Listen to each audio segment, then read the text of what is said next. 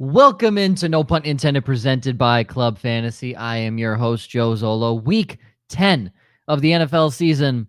Just a couple decent teams on bye weeks like the Dolphins, Chiefs, and Eagles, and, guys you definitely don't even have starting in your lineups like Cooper Kupp or Puka Nacua. So I'm sure plenty of questions ahead, but there is a lot to unpack. Some pretty good matchups for those guys that, you have to bench this week because they're on a bye, but there's some good matchups for guys to fill in for them. There's a lot that has happened. There's guys that are coming back from injuries, guys almost back from injuries. Arthur Smith is spewing shit out of his mouth for some reason.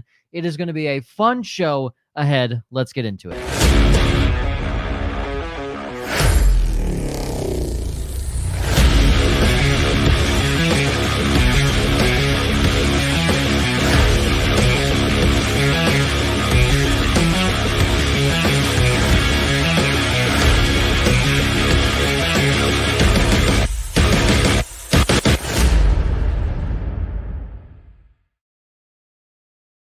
Welcome into No Punt Intended, presented by Club Fantasy. I am your host, Joe Zollo.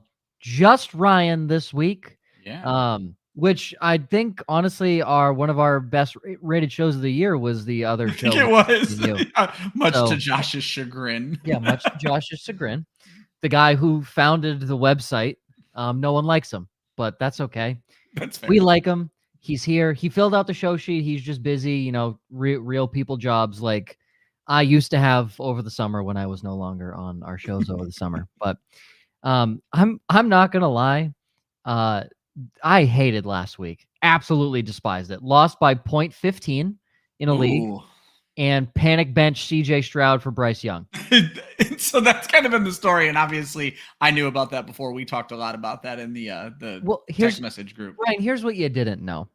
I was playing against Kenny Moore in that same league.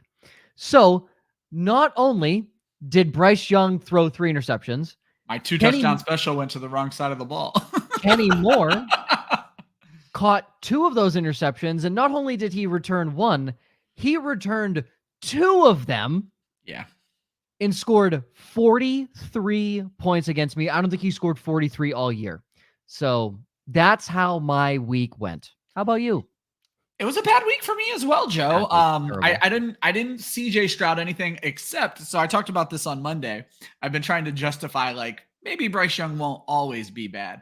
I was in a league where Bijan Robinson was the 101. I had the 2 and the 4. Okay. And so I was thinking to myself, I'm going to get 2 of these quarterbacks. Which one do I need to walk away with that I take it to? And I figured rushing upside, give me Anthony Richardson, and I'll take the other one. Well, it goes Anthony Richardson. I don't get Stroud. I get Young. So now I have Bryce Young in his 3 interception games, Anthony Richardson on my IR, and CJ Stroud is just going off. Yikes. So not my favorite way for this to break down in a super flex. Big yikes. But hey, you know what? I can't say I'm wrong yet because we've seen quarterbacks do well their rookie year and then fall off. I mean, that happened. But as of right now, CJ Stroud looks pretty good. I didn't get a chance to talk about this as much on Monday as I would have liked to have. I don't have a ton of stats to back it up. But do you remember all the cognitive testing bullshit during the summer? Cognitive test for quarterbacks down bad after 8 games this season. Thank God. Yeah, thank God Bryce Young and his cognitive test was really fucking high. Looks really good right now. Yeah, like I said, I think I can't even remember the name of that test anymore. I remember we spent weeks talking about it. But the new test, I think that test is a one and done. I think they're done with that thing now. Does anybody not know that the smartest guy to ever take the Wonderlic test was on 15 NFL teams? Exactly. So. I'm sorry, the Wonderlic test or these assessments don't exactly assess what you can do on the field. In the words of Rob Gronkowski, I did not come to Arizona to school. Yeah. I came to play football. Yeah, didn't oh man, Cardale Jones said something very similar about Ohio State. So. Well, it's not. Cardale Jones in college was good. There's a reason why nobody trusts Ohio State quarterbacks, and I think Cardale Jones is a big part of that. Yeah. Is a massive part of that. But some news and notes this week. Kyler Murray is off the injury report, and he is looking like he will play, and thank God just in time because Clayton Tune put up a fat goose egg last week. Ryan, you almost hit your little downside there, but Myles Garrett did not end up scoring any points in that game. Yep. James Conner, same team, designated to return from IR. He's probably not going to play this week. They're not. I don't know. The next one is definitely not going to play this week. James Conner, it's still up in the air. I won't be surprised if he plays this week. Yeah. Justin Jefferson also designated to return. O'Connell came out and said it would be rushing him back to play Sunday. So I don't expect him back next week either. So. Yeah, it does not look like Jefferson will be back this week or potentially even next week. Justin Fields doubtful. Fun, great. Why would you want to return in one of the best fantasy matchups for fantasy managers like myself to play against Carolina on a short week?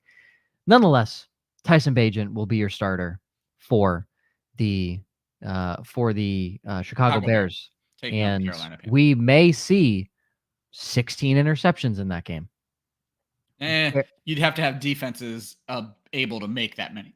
Well, it's funny because Chicago actually has played well against bad offenses at home. That's a good point. So very interesting. Ja'Marr Chase missed practice with soreness. Veteran sitting on a Wednesday. That is. So I knew you were going to say that, and we caught shit about this 2 weeks ago in the Tyreek Hill thing. This does not sound like a veteran day. Just throwing it out there. Okay, fair.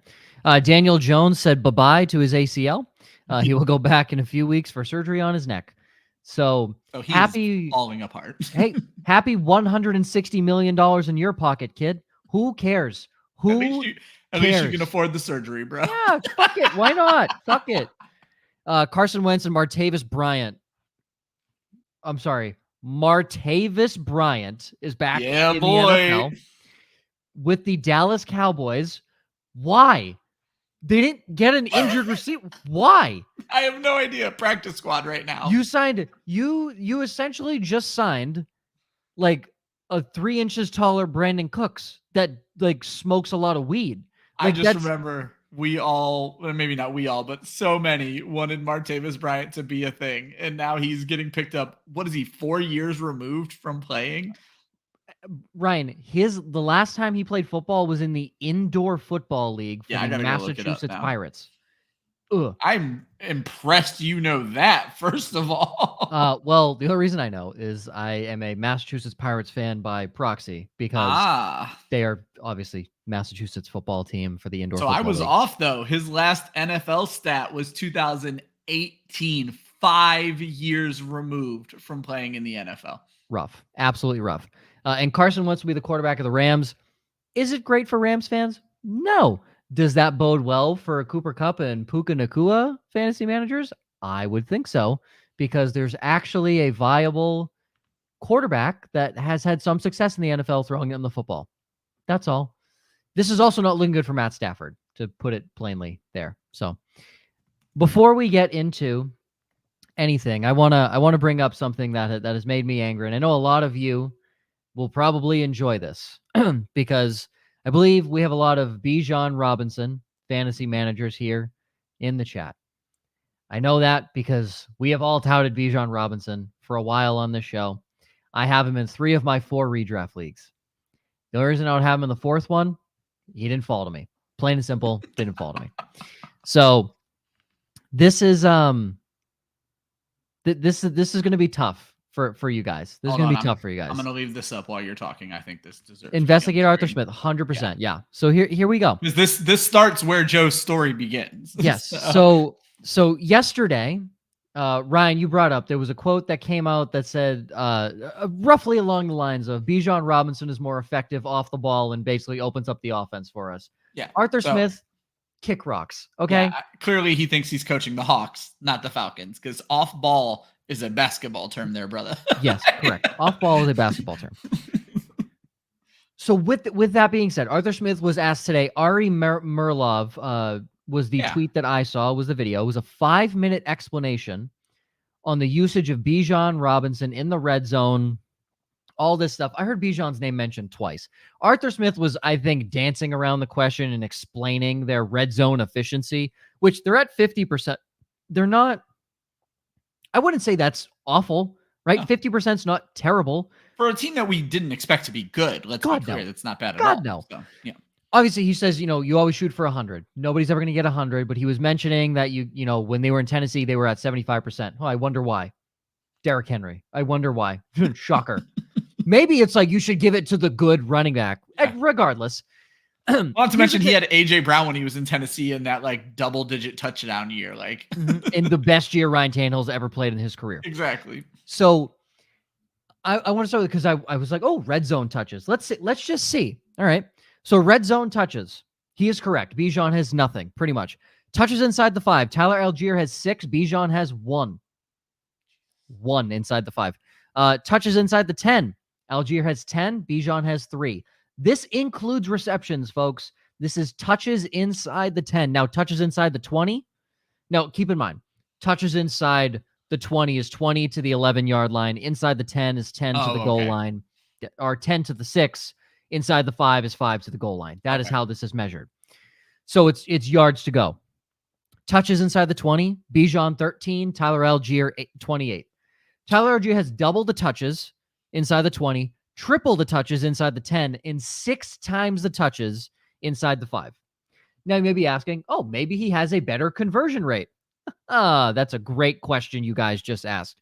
Tyler Algier, conversion rate inside the 20. Now this is for a touchdown. 10%. Bijan's 23. Bijan has a 1.5 times better conversion rate inside the 20 than Tyler Algier does. Inside the 10, you think Tyler Algier does better? No. Bijan has a 33% conversion rate. Algier has a 30% conversion rate. The only place where Algier is better is inside the 5 with a 50% conversion rate, and that's simply because Bijan has a single touch inside the 5. Now, you may be asking, wow, this is crazy, right? Who could have thought? But I feel like Bijan is outplaying, or it feels like Tyler Algier is massively outplaying Bijan. No. Algier has 220 snaps to Bijan's 389. You want to know why it feels like he's outplaying him? Is because Tyler Algier has 132 touches compared to Bijan's 144. You heard that right. Tyler Algier on 60% of his snaps touches or gets targeted the football. Yeah, if Algier is on the field, they use him. Bijan, 37%. He's on the field almost double the amount that Algier is on the field. And he is getting 13 more total touches or something. And he has, and he only has 11 more total touches. And he's getting, his total touches is almost half of what Bijan's is. That is insane. Absolutely insane. If you want to bring up Joe's thing, go ahead. He says Bijan should not have been a fantasy. Yeah, I was gonna say we got 2 good Bijan things to cap this off when you're ready, but this one's interesting. Yeah. If he was a 3rd or 4th, we aren't wasting time complaining about Arthur Smith. I disagree slightly because of the pomp and circumstance surrounding Bijan Robinson. People have been salivating for Bijan Robinson to get into the NFL for ages. And so even if he was a first top 10 pick. That's kind of where I was going to go. The draft capital is what was going to get people super excited. Yeah. And his 2 comps were Ezekiel Elliott and Saquon Barkley. So number one, I don't fault people for taking him in the first round. And Joe, you and I did it. You maybe got him in the second round. I certainly took him in the first. Every league. There you go. I paid up for him in the auction league I'm in. So I don't fault people who did it. And I still think even if he were a 3rd and 4th round pick, we'd be bitching about this because it's poor usage. I like Tyler Algier. I want to love Tyler Algier, but I can't when you're doing what you're doing in Atlanta. Bijan, you can't look at the 2 and be like, Bijan's not better. Bijan looks great when he touches the ball. You're just not letting him touch the damn ball. What they're doing makes no sense, and that's why we're bitching. It is our fault for expecting competent coaching in the NFL.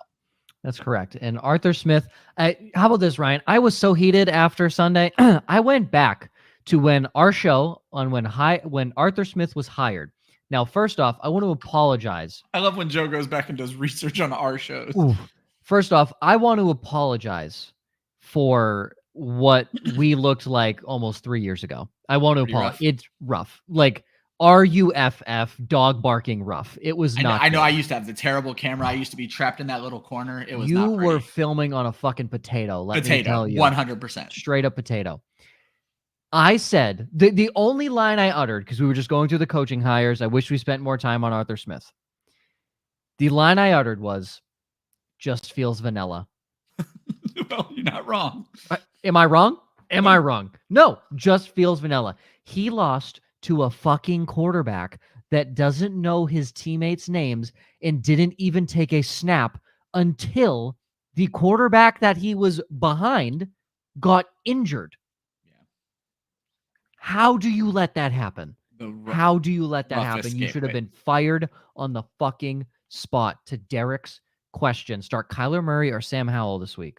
I was going to hold on. Derek, I'm sorry to do this to you, but I want to stay on theme. We just talked Bijan. Okay, fair. Sorry, I didn't see that. I was all the That's way at fine. the top. Yep, you're fine. So would we trade Kenneth Walker to acquire Bijan? Right now, there's no chance in hell I would make that trade. No, Kenneth Walker is getting so much volume. So yeah, No. I sorry to skip the line on Derek there, but I just wanted to get that one in there. Yeah, no, definitely not. Definitely not. Kyler or Sam Howell this week? This one's interesting. Sam Howell's been playing pretty well the last 2 weeks, and Kyler, obviously, wild card. We have no idea how he's going to look coming off the injury. How do we feel, Ryan? I'm bought into Kyler Murray. I do like Sam Howell. I'm gonna have to go look at my rankings here just to remind myself where I have them. But I think it's going to be a good week for Kyler Murray coming off the bye, and I have some stats to coming off the injury rather, and I have some stats to protect that. However, I do have Sam Howell as my QB7. He was not eligible for stream of the week because of his rostership, so I would take Sam Howell in this situation. I don't like Sam Howell this week. I think going cross country, West Coast to Seattle. And you hate when they travel to Seattle, and this will be probably his first. Not almost. This is his first time playing in Seattle. Seattle just got their ass handed to them by Baltimore. They lost first place in the division and have a chance to regain it because San Francisco is not guaranteed a win against Jacksonville in Jacksonville. So that's West Coast going east for a 1:00 kickoff. And now this is East Coast going west for a 4:05. So yes, it's still 1:00 body time for them. But still, I don't like that. And we saw what Detroit did to the Raiders after getting manhandled by Baltimore. Yeah. I don't think the same situation happens, but Seattle's defense is better than Detroit's. And the Commanders are not that good, guys. The Commanders are not that good. Let's get this out of the way. It is Terry McLaurin and the field. Jahan Dotson, he runs straight. Congratulations. Curtis Samuel waiting for an ankle to just absolutely fall off his body. It is Terry McLaurin in the field. The fact they don't throw the ball more to that guy is insane. I watched an entire Commanders game against the Patriots. The fact they only won by 3, that's bad, guys. That's bad. Sam Howell has looked good. Yes, this is a very valid question. Kyler Murray against the fucking Falcons defense that just allowed Josh Dobbs. This is going to be a very Kyler Murray heavy show because Josh asked me to pick my bold prediction before I had picked my streams of the week. And so my bold prediction lent itself to Kyler, and then there was no better option for my stream of the week. So clearly I'm not against Kyler, and this could even change where I have Howell ahead of him. I do more research as the week goes. At this point, I have Howell slightly higher. That's fair. Yeah. Derek also said he loves the Arthur Smith shade, so I love it. See, I knew that was going to be a great segment. Exactly. Okay. Caesar, he's feeling good about getting dead weight off of his team, Sanders, Akers, Judy. Oh, doesn't that just feels like $1 million? Got a bunch of defenses for the rest of the season. The Milwaukee Bucks, as Caesar put it. I saw that when he first put it on there. Hey, Milwaukee Bucks defense is a little suspect right now. Okay, you might want to pick up the Tampa Bay Buccaneers defense, which is even more suspect. The Lions and the Colts. Lions defense is going to get you sacks. I say I'm not even going to let Joe answer this question because the answer is you don't pick a defense for the rest of the season. You play defense on a weekly basis. Correct. If you want to hold one of these guys, you're holding the Detroit Lions just because of the potential of that team. But you need to be willing to pivot off of defense every single week. You want a defense this week? The Colts. You want to know why? The Patriots. That's who they're playing. Yeah. Overseas. Yeah, certainly of this group. I like Tampa Bay a lot. Stream of the week. You guys are doing a really good job of putting the people out there. Colts were eligible for stream of the week, but I'm still going to take Tampa Bay. So. Well, don't let me stray you from your stream of the week. No, we'll talk more about that later. Who would have thought? Darius Davis, 87-yard punt return touchdown. Who would have thought? Yeah. Flex Myers, Chuba Hubbard, or Jahan Dotson? What a question we are being asked in week 10 of fantasy football. Ryan? Really hard to argue with the workload Chuba Hubbard is seeing, especially against that Chicago Bears defense. Thursday games are weird. I would love to tell you Jacoby Myers is an automatic start, and I am blanking on who Raiders are. Like the Jets. Raiders or Jets. No, so you're likely avoiding I think I'm going to go Chuba Hubbard here for the guaranteed guaranteed workload. Jahan Dotson is probably got the best boom potential out of this group, but I'm going to go Chuba Hubbard. If you feel like you're going to be playing from behind, I would go Myers. I think Myers has a safer boom than Jahan Dotson. And Myers most likely is not going to see what's his buckets, can't think of his name, Sauce Gardner. He's most likely not going to see Sauce Gardner because Sauce isn't going to travel into the slot. And if he sees DJ Reed, easy. Chuba Hubbard is, like Ryan said, guaranteed more volume. I don't love the matchup against Chicago. Let's get that straight. I do not love the matchup against Chicago on a short week Thursday night in Chicago. If you need more points, I would go Myers. But if you just need a safe floor, I think Chuba's good for 10 or 11 this week. Like, he's just a solid safe play, couple catches. I do think Carolina has a bit of a bounce back. I don't think they win, but I think there's a little bit of a bounce back for guys like Adam Thielen. Chuba Hubbard will have a little bit of a better week. So we'll see. From Evan, trade Saquon and Jaylen Warren and JSN for Bijan Robinson, Jalen Waddle, Kieran Williams. He also said that he could get Bijan or Kenneth Walker. So for both of us, we'll just play this as Kenneth Walker, Jalen Waddle, Kieran Williams, because I know we're both on that. Yeah. At that point, his running backs would look CMC and Kenneth Walker. Nice. Great. And his receivers would be Olave, Pittman, T. Higgins, Deontay Johnson, Jalen Waddle. I would make this trade. I would 100% make this trade. Saquon is not going to be able to keep doing what he needs to do with Tommy DeVito on the field. He can't handle that type of workload. Jalen Warren, like it or not, is still in a 50-50 split. And JSN, I've been talking about this for weeks. The wide receiver 30 through 50 are completely replaceable. You're essentially trading one very good player for two very good players and another one who has potential to boom in Kieran Williams if he comes back strong. Do this trade immediately. And correct me if I'm wrong, CMC and Kenneth Walker have had their buys. So you don't even have to worry about you don't have to bench them ever. Like you're never starting Darrell Henderson or Elijah Mitchell. You're not. Or maybe it's Keaton Mitchell. I don't know. Maybe you're starting him. But you're never sitting CMC or Kenneth Walker when they're healthy in your lineup. Yeah, so, I'm guessing he's just stashing Elijah Mitchell for just in case. So yeah, that makes total sense. Yeah, do that immediately. Smash it, easy. From George, Cade Otton or David Njoku rest of season. This I'll answer just like Ryan did. I won't let him answer this. Tight ends are a week-to-week basis, folks. Do you want to know the top 5 tight ends this week? None of them were fucking drafted in your fantasy drafts. Okay. Ryan, you want to talk a little bit while I pull up this text that I sent you guys? Yeah, sure. Yeah, because we didn't get a chance to get it on Monday. What I will say about this is I don't like either of these two even this week, and that's why you have to be careful about playing this tight end game for rest of season. There are probably better options on your waiver wire. Trey McBride is out there in far too many leagues. He's going to come up later. Taysom Hill might be floating out there. Baltimore, very good against the tight end. I think, if I remember correctly, Njoku struggled against them last time, but that was also, I think, the burn victim game. So that's a whole nother circumstance there. But even Cade Otton taking on, God, I'm blanking on everybody today. I'm looking at Tennessee. Tennessee, very good against the tight end, gets beat by wide receivers. So I don't expect either one of these two to do very well this week, and you cannot depend on Cade Otton to score 2 touchdowns out of nowhere. No.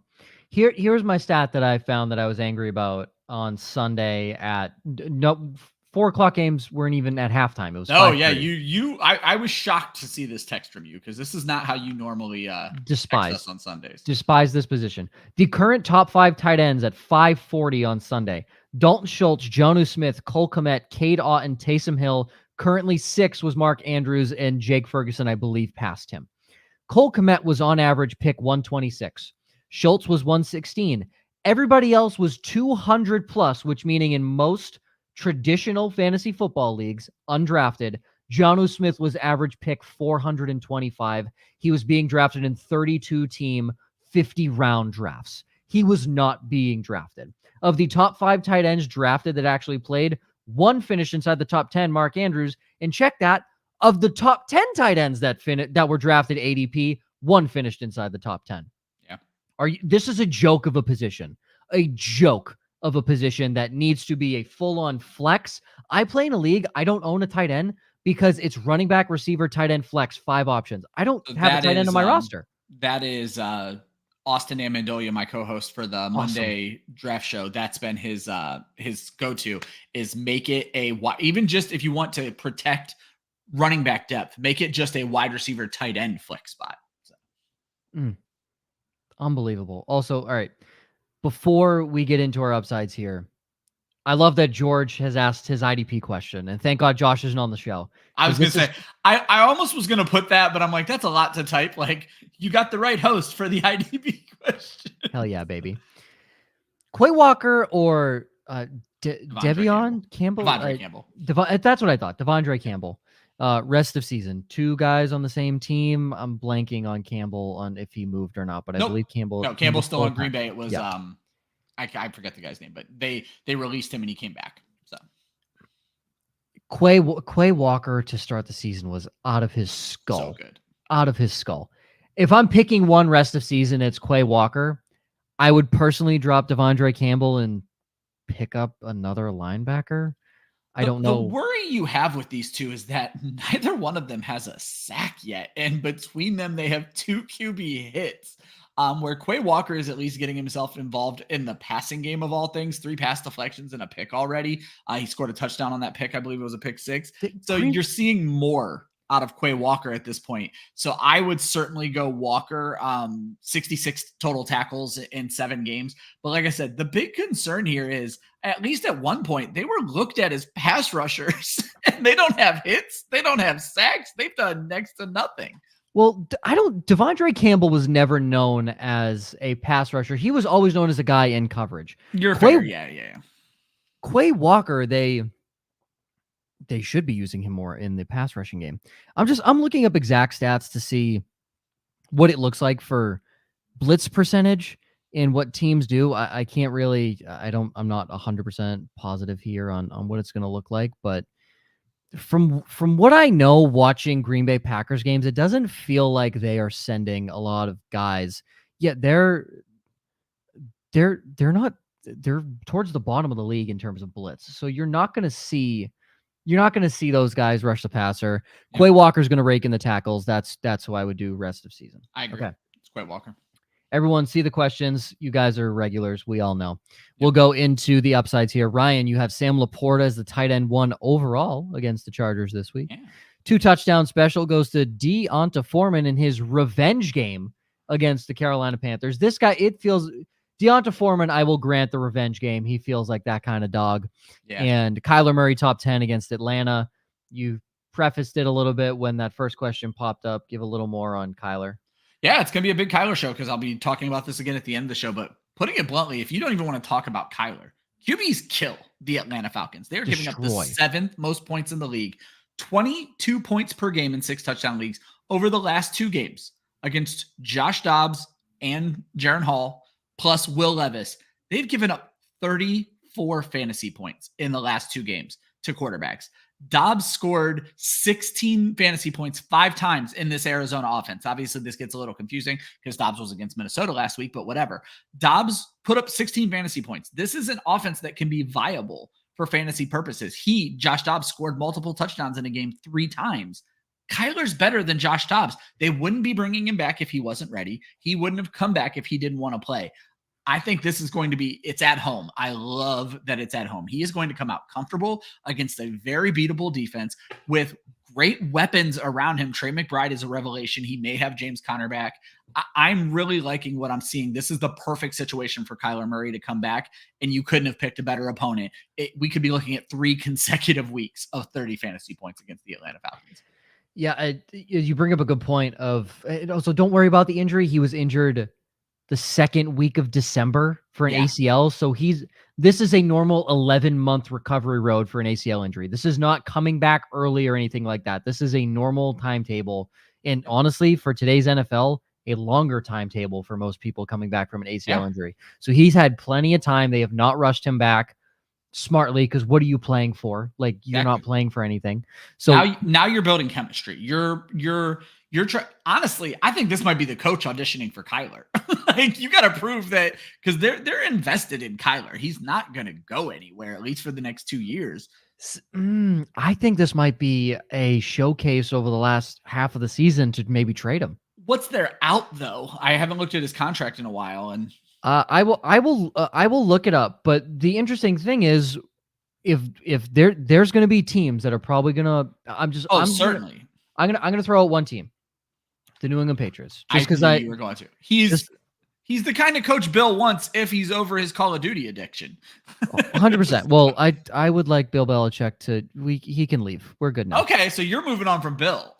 Yeah, he passed his due. Love you, Bill. Love everything you've done. You're past your prime, buddy. Like, and maybe also blame Robert Kraft. Yeah. Where are we spending our fucking money?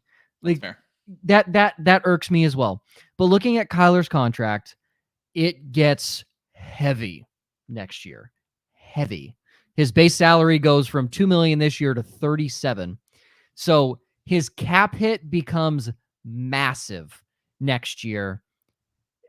So a team trading for him will have to take on the money. Like, that's just straight up, they'll have to take on the money. That is his new contract. That's the extension from his rookie contract, essentially. But you're telling me a team like, again, because I'm assuming the Patriots are not going to have a top 3 draft pick or a top 2. Like where you want Caleb Williams or Drake May. Presumably those are your top 2 guys. Yeah. You're telling me a team drafting inside the top 10, like between 5 and 10, they wouldn't give up their first round pick for Kyler Murray? Yeah. And he'll be 26. It's not like he's it's not an age issue with Kyler Murray. No. So there's a legit chance Kyler is not a Cardinal next year. That's fair. And I think he could play in the offseason. So, yes, he's auditioning for the coach, but I think he's also auditioning. Oh, I said I think the coach is auditioning for him. You're going the other route with it. So. I believe that teams are going to call about Kyler. I get a feeling teams are going to call about Kyler. And the Cardinals, if the coach doesn't like him, I think he's gone. Yeah. As rough as Jonathan Gannon has been, you cannot sit there and tell me that this team has not overperformed.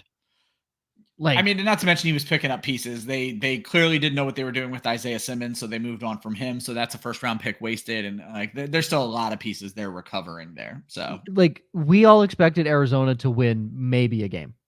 Yeah, and that's what they've done. Yeah, but they've been competitive. That's the thing. Like, they certainly have.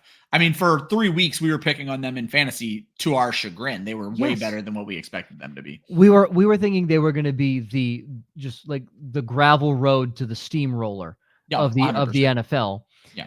And they've been competitive. They have been competitive in almost every game outside of this past one. Clayton Tune is, sorry. But they've been competitive. So you have to give Jonathan Gannon credit that this defense has actually looked pretty good for not being the greatest on paper and for what he did with Josh Dobbs. I mean, you got to give him some credit there. My picks. I have Roschon Johnson top 15 against Carolina. I didn't feel bold enough to put Deonta Foreman top 2, and Ryan already had him. So I wasn't going to double down on that. But I do like Roschon Johnson out of the backfield for some receptions. Speaking of Josh Dog himself, top 15 against the New Orleans Saints. That place is going to erupt for him in Minnesota when he is introduced. That is going to go insane. One of the best atmospheres in the NFL.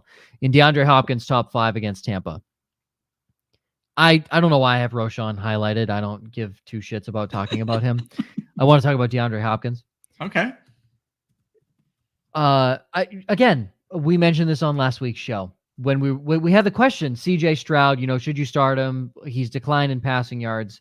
And I got scared myself. But what I did say, because we got a lot of Nico Collins questions and Tank Dell questions. The one thing I said, Tampa does not have a secondary, Antoine Winfield withstanding. Carlton Davis, how many yards did he give up? 400? Seems about right. It was an utter masterpiece of how to not play cornerback in the NFL. He is disgustingly awful. DeAndre Hopkins should have a beautiful week against this team. And I think it's another great week for Will Levis as well. He's had 3 extra days to prepare for this team. Like him a lot. So I love DeAndre Hopkins this week against just a sorry excuse for an NFL secondary. Tampa Bay should have run away with that game. The fact that Baker Mayfield and that offense scored 33 points is insane. I love that we're in the process of a repeat from last week because Tampa Bay is my stream of the week defense. Great. Love it. Well, here's the thing. They'll probably get after Will Levis. That's fair. And that's kind of what my notes are. So they'll get after him. He'll probably an interception, maybe a fumble or so. But DeAndre Hopkins will toast this team. Absolutely toast them. I agree wholeheartedly. Yep. We'll go over Josh's picks and we'll just touch on a couple things with him. But Dalton Schultz, top 5 tight end in Cincinnati. Dalton Schultz, welcome back, buddy. Thank God you left Dallas because they're a mess. So shout out you. Breece Hall, 18+ against the Raiders, and DJ Moore, 15+ against Carolina. Josh's talking point is Breece Hall. I was going to put Breece Hall there if Josh didn't. Vegas is just horrid. Don't look at last week. The Giants might be worse than the New Jersey State champs at this point. They're so bad. Yes, New York did not have a great week last week. They actually looked terrible themselves. Yeah. Breece Hall will be fine. The NFL scriptwriters kept this in prime time for a reason, right? Breece Hall has to play well. Better. Has to play well. Otherwise, we're going to have some angry NFL fans. Yes. And I do feel bad for DJ Moore. His revenge game doesn't come with his starting quarterback, but I do love the DJ Moore 15+ against Carolina this week. Why not? Yeah. And I love how Josh has reverted to points because we've talked about it all season long. Receivers, like they could score 20. You cannot try to rank. No, they could score 20 and be wide receiver 30 on the week. Yeah, 100%. So I love that he's reverted to that. Major props. Okay, into your questions now in a standard league. Oh, Elixirs STDs. We love it. Christian Watson or Jaxon Smith-Njigba. Ryan, I feel this is a clean sweep across the board, but correct me if I'm wrong. No, it's certainly anyone but Christian Watson, who is already dealing with an injury. Again, I kind of made light of this, and I don't mean to make light of injuries, but if you saw his one catch, it was a pretty nice catch. He immediately went down. He had what they called a chest or back injury, but then was evaluated for a concussion. So was it just all in his head? And again, I'm not making light of an injury. Christian Watson is droppable. Literally just dropped him in a league today. So he's a mess. It was the chest, and then it was the back, and then it was the concussion. Yes. Great. Cool. Awesome. Remember when people were drafting him wide receiver 21? That was cute. Again, I owned up to this last week. And if you have not seen our Christian Watson short from last week, I just rewatched it today. One of the funniest things I've ever seen. Our best work by far. So I know I mentioned something about him last week. You said we were drafting him. Someone said they were drafting him at his ceiling, and you said we were drafting him at fucking heaven. And then there was a little clip where you just hear me in the background go, "Fuck you, Christian Watson." Like, it's the best thing. Yeah, he wasn't on the ceiling. He was literally in heaven. Yeah, go watch the short. It's amazing. In space. Another STD question: Evan Engram or Dalton Kincaid? Ryan. Dalton Kincaid, big week, I think. Kinky. There's no reason not to start him. Yes, Evan Engram has been getting peppered, but insert Fred Warner. I actually have Kincaid as my tight end 2 in the week. I have Laporta 1, Dalton Kincaid 2. Two rookies. Yeah. Look at you. That also helps that Travis Kelce doesn't play this week. So big, yeah. But I do have Mark Andrews down, which is probably stupid against the Browns defense, but I do have him down at 4. Ryan, we've seen this. I know. I'm an idiot. We've seen this pony and show before, okay? Yeah. Is Laporta and Hill in his 2 flex league tempted to start both this week? Started Hill and Kelce last week. I think that's a good call if that's what it takes. So. I refuse to ever say anything about Taysom Hill. Yeah, that's a Brian question, not a Joe question. I did it last week. I was 2/3 right. I predicted he could have scored 3 touchdowns in 3 different ways last week, and he did 2 of 3. So. I am taking a religious liberty away from this question, and I'm not answering. So please defer to Ryan's answer. Thank you. Elixir sitting 3-6 in 11th place. Classic Elixirs. He's got Purdy and Fields. Tough. This just screams Elixirs. It does. Olave, DJ Moore, JSN, Christian Watson, Nakua.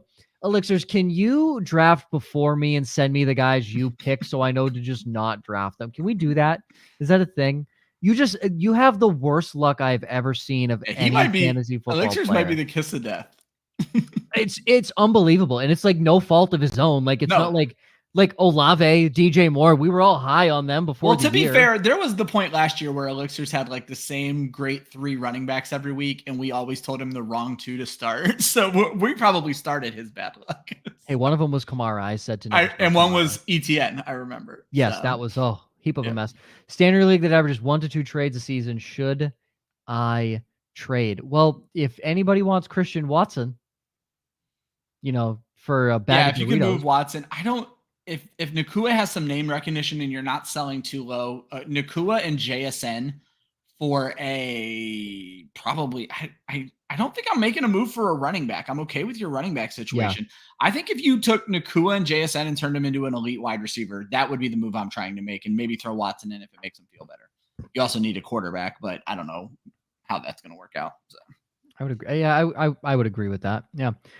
Kicker questions, baby. Thank God Josh is on the show. IDP and then kicker questions. George, let me tell you, because Cleveland's scared. Dustin Hopkins, and I see people in here. Caesar has said, yeah, they're all in it immediately. Listen, let me tell you about Dustin Hopkins.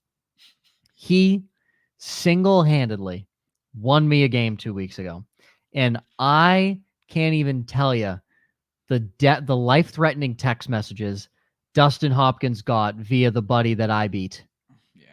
He said if he ever sees Dustin Hopkins, it's on site.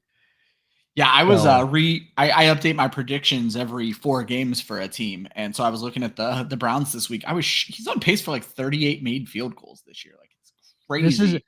For the record, Dustin Hopkins sucks. Like, he has not been good his NFL career. By the way, career. I haven't seen G in the chat for a while, but did you see who the Giants replaced Graham Gano with? Yeah, Randy Bullock. I texted him. Ryan, I texted him the moment I saw that tweet. I said, Dirty Randy's back, baby. Look out. Hide your kids, hide your wife. Randy Bullock back in here. Go get Dustin Hopkins. Tyler Bass has Buffalo. Let's get this out of the way. Buffalo, not a good football team. Let's get that out of the way. Also, though, once they get on the right side of the 40, they either turn the ball over or they score a touchdown. They're just not settling for field goals this season. So, yeah. This is a great question. Craig has Gus Edwards and Jahmyr Gibbs. Gus Edwards, 5 touchdowns in the last 2 weeks. Yes, he did. Who do you start, Ryan? And David Montgomery coming back with no injury designation makes it even more worrisome. I'm still going to go. I'm going Gibbs. We're disagreeing here. I am going to foolishly buy into the Cleveland defense again. So give me Jahmyr Gibbs. I'm Gus Bus. He's the guy. Keaton Mitchell will be doing stuff in between the 20s. Sure. If this happens to be an Elixirs STD league, Gus Bus. Oh, if this is standard, it's Gus Edwards. It's not even. There's not even a competition. I still. Gus, he's so fucking big, guys. He's massive. He's good too. And he's good. Yes, he is good. Taking Buffalo's defense outside of this week against Denver, are they droppable as well? All defenses. Yeah, they're bad. Droppable. Only defense that's not droppable is the Dallas Cowboys. They are scoring touchdowns too frequently for you to let them go out there. Dallas, I don't want to call them matchup proof because they will allow some points, but their defense finds ways to get sacks and touchdowns. Dallas is the only non-droppable defense in fantasy football right now. Yeah, I do not like Buffalo. Honestly, I think Denver has a sneaky good game this week, and Buffalo might. I'm streaming Russell Wilson in my most important fantasy league, so I don't disagree with you. Yeah. Jahmyr. That's not how you say it, but there we go. Dynasty 10-man, 2 quarterback superflex. Herbert, Kirk Cousins, rip. Jordan Love, rip. And Geno. Loaded with talent at wide receiver, thin on running backs, was offered Kamara and Fields for the 106 and 110. So this is Dynasty, and a 4th-round pick. I know 106 to 110 is loaded with wide receiver talent this year. So to me, I'm not doing this. So I'm worried about the wording here. Are we saying it's a single pick that's going to fall between 106 and 110? Are we saying it's every pick from 106 to 110? Have you loaded up on first rounders? No. So here we go. 2 picks. Your first intuition is correct. It is a pick that will fall in the back half of the first round in a In a fourth round super pick. flex league, I'm making that trade then. If you're not going to get a quarterback in 1.6 to 110, Geno and Love are not an answer for next year. Kirk Cousins is not an answer for next year. I obviously there are people with mixed feelings about Fields, but you're getting a running back that you need help with this year, a quarterback that you technically need help with this year, assuming he comes back, all for one pick. I am notoriously fuck those picks guy. I am making this trade. I'll go with it. Yeah, that I'll agree with it there.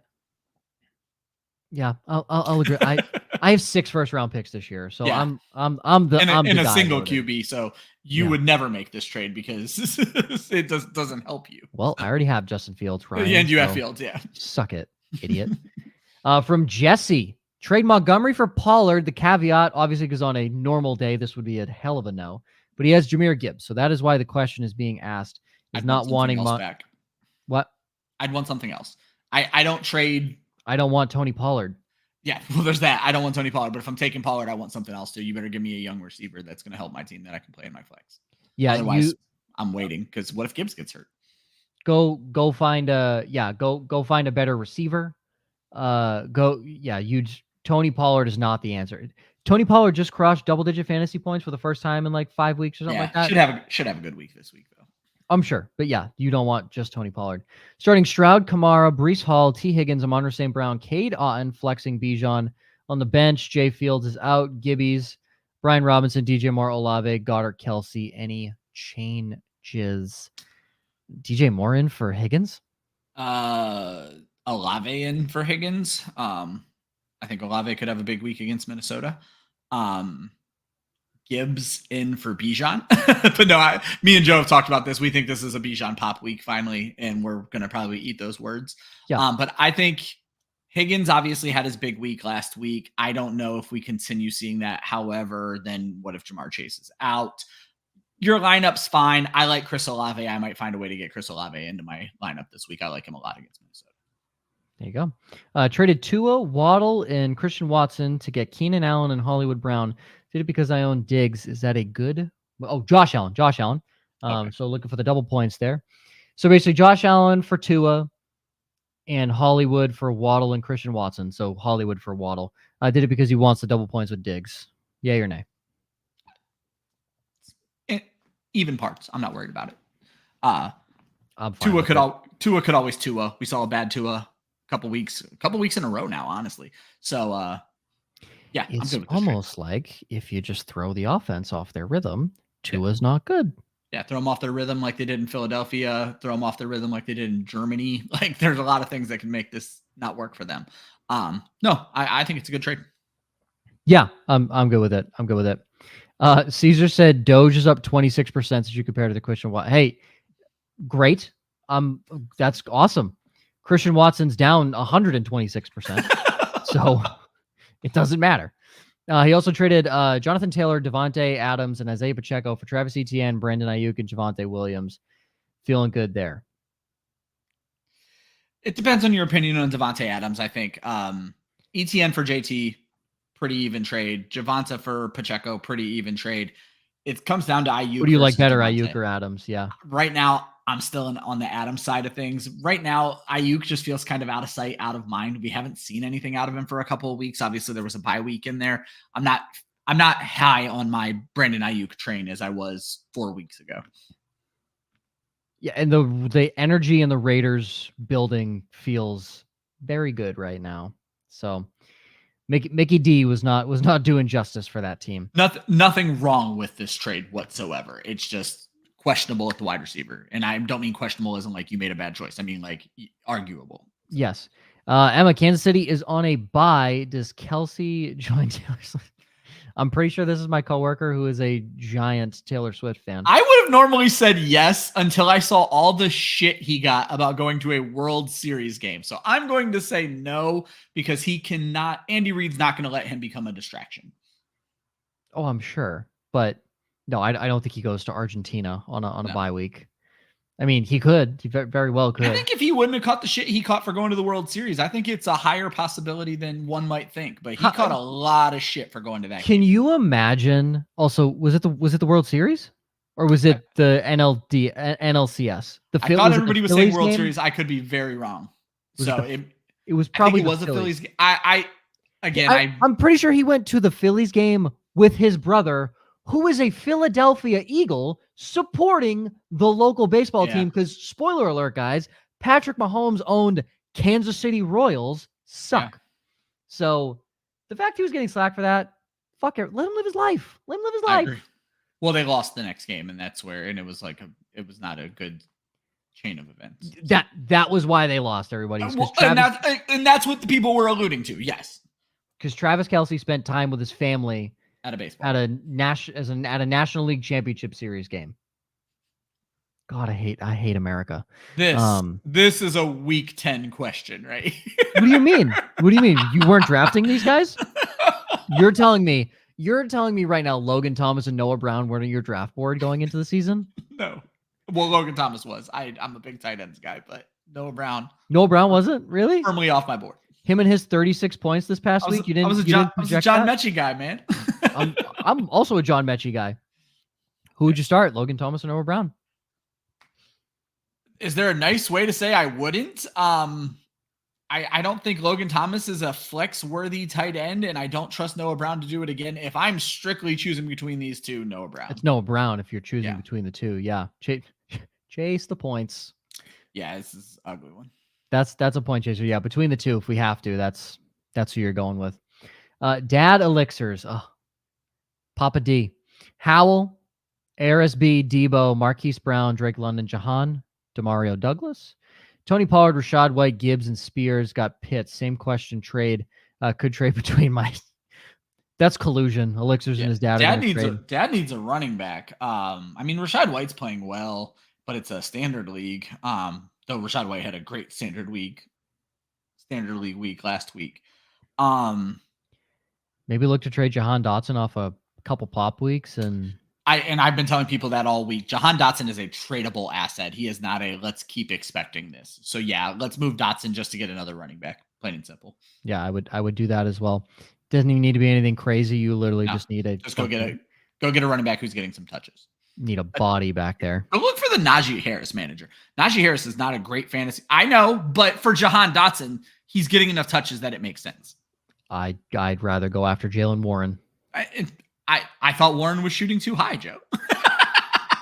That is saying a lot about Najee Harris. Ryan on the downsides. You have Dallas's they feel like this is an upside for Dallas's defense, kind of. But I wanted to have a little fun with it. Dallas's defense has more fantasy points than any Dallas offensive player against the Giants. You do know what CeeDee Lamb has been doing, correct? I do. You just don't think Dallas even just has. You got to read these first, Joe, for the chapters, and then we'll talk about it. Zay Flowers, not inside the top 25 against Cleveland, and the no touchdown special goes to Derrick Henry against Tampa Bay. Now explain your Dallas defense. The long and short of it is the Giants are slowing the game down right now. They are only passing the ball about 20 times per game. They're giving up bottom 5 points to quarterbacks. So I think they're going to slow this offense down in a very boring game. And the Dallas defense is going to eat Tommy DeVito alive. I went and looked at the last 3 Giants games. Obviously, they won to the Jets. They got their ass kicked by the Raiders. And I don't remember what they did in the third game anymore. They beat the Long Commanders. Story short, that's what it was. They only scored 4 offensive touchdowns in those games. The Cowboys, in their last 3 games, the Cowboys have 5 defensive touchdowns this season. They are finding ways to get it done. And the long and short is I don't trust the Giants to keep this a competitive enough game where Dallas feels like they need to do anything. So I think, yes, CeeDee Lamb could go out here and score 15 points. I think the Dallas defense can score 20 to 25. Boom. Myself, I have Sam Howell outside the top 15 against Seattle, ETN outside the top 6 against San Francisco, and Diggs outside the top 10 against Denver. All these are juicy, so I'll give you a sentence on each. I don't like East Coast to West Coast. I've said that a multitude of times. First time in Seattle. Don't love it for Sam Howell. Travis Etienne. He's been hot, guys. I'm going to start him. I just don't expect... He'll probably be top 12. I don't expect him to have another 2 touchdown week or anything crazy. And Stephon Diggs will get the Patrick Surtain treatment. Yeah. Like, if he can't... He got a gift of a touchdown against Cincinnati. If Cincinnati is holding him in check, and Cincy's defense has been good, don't get me wrong. But if Cam Taylor-Britt is holding Stephon Diggs in check, Pat Surtain can hold Stephon Diggs in check. So don't love Diggs at all this week. And then for Josh, he has Geno outside the top 15 against Washington. Apparently going to be a bad offensive game against the Commanders and the Seahawks. Nico Collins outside the top 24 against Cincinnati, and Evan Engram under 8 fantasy points against San Francisco. We just touched on it. The Texans play the Bengals. They're going, I believe, into Cincinnati, if I'm not mistaken. They're going into Cincinnati. Yep. So CJ Stroud, first game back in Ohio. But that crowd's going to be hard to be rough on him. Yes, and it's going to be, if Stephon Diggs is getting slowed down by this team, so can Nico Collins. So 100%. I think this could be another Tank Dell game. Love Tank Dell. Yeah. Love Tank Dell. Or absolutely Noah Brown. Noah B, baby. Noah Beasy. Dalton Schultz. Look at absolutely electric wide receiver trio. And then Dalton Schultz. Dog. And kicker Dare Agumbawale. Yes. Whose sister is in the WNBA. Did not know that was his sister. Didn't know that either. Yeah. Sister's in the WNBA. Good for her. T-Money. 8-man peeper. 2 flex. He's got Burrow, Eckler, Mixon, Chase, Waddle, Kelsey, Puka, and Debo. Fields on the bench with Rashee Rice, JSN, Javonte, Christian Watson, and the Lions defense. Should I trade Eckler and Waddle for Amon-Ra St. Brown and Josh Jacobs? Amon-Ra St. Brown is the best player in that trade. Absolutely. And yes. Yeah. 100% yes. You're getting 1 and 3 for 2 and 4. Yep. Yeah. 100%. Or you're saying, or Eckler and Debo for Amon-Ra and Jacobs. Oh, even better. Absolutely. If they'll take Debo in a second, make that trade as quickly as possible. Yeah. Yeah. I would do that as well. If you can do Debo. And I'll throw it out there. I would rather, first of all, spice it up for them. Throw in Christian Watson, make them feel good about themselves. So make it Debo and Watson. And I'll be honest, I'm a Waddle truther. I would move Puka in this current Rams offense before I would move Jalen Waddle. Fair. That's me. He's just saying he knows Waddle's playoff matchups kind of suck and the Dolphins suck against good teams, which, God, who predicted that this year? And that's 100% fair. But if you look, Debo kind of sucks this year. Oh no, Debo sucks. Yeah. I'm patting myself on the back of who would have thought the Dolphins aren't good against good teams. The one thing I'm shocked by, and I know you're not a Tua guy. The one thing I'm shocked by is when teams do find ways to slow Tyreek Hill down like the Chiefs did last week, that Waddle isn't stepping up, and that's bothering me a little bit. I would agree with that. I don't watch too much Dolphins tape, obviously, but in the games where they've played against the Patriots, I don't know why they went away from what they did in game 1 against them. Like the shell coverage on Tyreek Hill should have been what it was all game and let Jalen Waddle run free. All you're doing with that team, we talk about all the time, you're just messing up their timing. So if Waddle's not in the right spot, if Cedric Wilson is not in the right spot, like we saw it, Cedric Wilson's timing got messed up. Cedric Wilson saved Tua Tagovailoa on that touchdown pass. That touchdown was ridiculous. No, he saved him on that touchdown pass because the timing was off. I can't stress this enough. Kansas City's defense is not good. They are beatable. But watch the play where L'Jarius Sneed jams Tyreek Hill at the line. Go watch that play. Yep. You want to know what happens? The ball is just over the outstretched fingertips of Tyreek Hill. You want to know what happens if Sneed doesn't jam him? It's on Tyreek Hill's chest for a touchdown. The easiest touchdown ever. Easiest touchdown in the world. Because you want to know why? All they do in practice is timing. Yeah. If that is a Tom Brady, if that is a Phillip Rivers, if that is they adjust it. They adjust it. They hold the ball for half a second longer to get around his back, and now you're talking about a touchdown. Correct. Exactly. They hold it, and it's not like Tua has to get rid of it. His offensive line has been pretty good. No, he's just ingrained by him and Mike McDaniel's system that he has to get rid of it. So. Yes, it's once you hit your back step and that timing is there, you throw. Whenever they run play action and hit Tyreek over the middle, watch it. It's play action. Tua plants his foot and throws. He doesn't even look. He just plants his foot and throws. And that's why he got intercepted against the Patriots, is because they pushed Tyreek off his route and Kyle Duggar was sitting right where Tyreek was supposed to be. Timing routes. It is very easy to beat the Miami Dolphins. It is very easy to beat the Miami Dolphins. Would y'all start DJ Moore or Rachaad White this week? Rachaad White. I'm not playing with Tyson Bagent. I'm playing with Tyson Bagent. Yeah, you are, you ballsy bitch. DJ Moore, baby. I love a revenge game. I love a revenge game. Guy. Yeah. Tyson Bagent is still making, is making rookie mistakes, but it is eerie how just calm he is in the pocket for I agree. He's a guy who's playing with nothing to lose, but he's certainly coming down to earth at this point. He is. He's making rookie mistakes and he's making rookie passes. That's 100% what's happening. But I do believe they are going to want to get DJ Moore involved. Not like DJ Moore left on bad terms or anything, but they're going to want to get him involved. Bench one in a standard: Pollard, Rachaad White, Gibbs. This is, to me, it's easy and it's Pollard. See, that Giants mashup, I would go Gibbs in a standard league. I don't know, maybe even White in a standard league. Pollard's the one I would play, so we're going to fundamentally disagree on that one. I would probably bench White just because I'm a big Jahmyr Gibbs guy. So. I get it. I get why. There's no reason to like Tony Pollard except that he's playing the Giants. So. Exactly. But let's get into the one, the only, our favorite segment of the show, because we fucked up Ryan last week. I was going to say, public service announcement before I get into here and try to get this done in a minute. Don't give in to bullying, kids, because I gave in to bullying and benched CJ Stroud. There you go. And I gave in to bullying. I came into the week prepared with my priors to make the Los Angeles Chargers my stream of the week defense. And my priors got erased from you and Josh telling me how bad of an idea it was. And you weren't wrong. Let me be clear. And the Falcons had an okay day. The Chargers had a freak touchdown. Defense won on the week. Don't give in to bullying, kids. All right, let's get into it.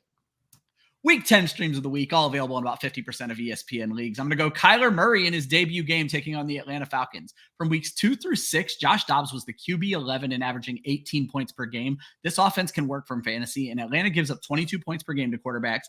Dobbs just torched them for 30. Will Levis put up 34 in his first ever start. This could be a big debut for Kyler Murray. I'm also going to take one of his weapons, Trey McBride, available in way too many leagues. If I like a quarterback, I usually like his weapons. McBride has seen 25 targets in the last 3 games. He was the tight end 1 in week 8, and Atlanta is giving up 13 points per game to tight ends. And finally, we're going to stick with my priors and go with the Tampa Bay Buccaneers on defense taking on the Tennessee Titans. I do think Will Levis can probably throw a couple of TDs here. We saw what CJ Stroud did last week, but Tampa Bay also had 3 sacks and a takeaway last week. Tennessee's giving up the 10th most points to defenses, allowing 3 sacks and a takeaway over their last 5 games. If Tampa Bay can hold them to 2 touchdowns instead of 5, I think this is going to turn out a lot better. Those are the week 10 streams of the week. Full article available tomorrow. I can't wait for Tampa to be the worst defense this week. Just be stuck with them. Can't wait. You know it's going to happen. Yeah, I mean, let's be clear. I am very aware of my jinx that I put on my picks and my players. So yes, I'm 1,000% aware. And we called it on the show last week. If people actually listen to the show, we said, now that Ryan has changed from the Chargers, they're going to go off this week. So technically we were all right. Yeah. I'm all right. Kenny Loggins. That's what we were feeling. There you go. Well, without Josh, the show goes quicker. So I think we just keep him off. Here's the thing. You and I love the sound of our voice. So even though we talked this entire show and so many questions, and we appreciate every fucking one of you guys, we each got a half an hour of talking time and the show went great. So damn, Josh, what are you doing here? But fuck you. Yeah. He's timestamp bitch. That's all he is now. Timestamp bitch. As today's timestamp bitch, I get it. And I do think it's funny. I'm always watching Josh as he's typing because I try to keep rambling for as long as I can until I see him stop typing. I do them on Saturdays for Starts a Different Day, and I'm like... Starts a Different Day is the worst ever show. You guys are getting behind the scenes here to do timestamps. Worst show to do them. I want to yell at Josh. I'm like, the show's relevant for 24 hours. Do we really need timestamps? Yeah, we do. Fuck you, Ryan. Yeah, we do. You dick. You dummy. Trying to help you. Yeah, I guess, It's a nightmare. I do it for the people. And that's why we're here. Is we do it for the fans, we do it for the people. 100%. I always say that. I always do it for the people. I want to give a shout out to Rachel. Rachel's very first article where she talked about not being a fan, being a consumer.